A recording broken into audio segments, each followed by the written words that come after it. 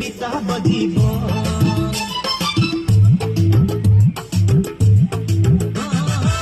गोरी तोरे प्यार में पागल रूप में घायल पहाड़िया मन।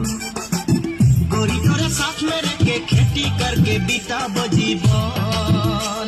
मुई दीवाना होली गोरी मुई दीवाना होली दीवाना होली गोरी मुई दीवाना होली।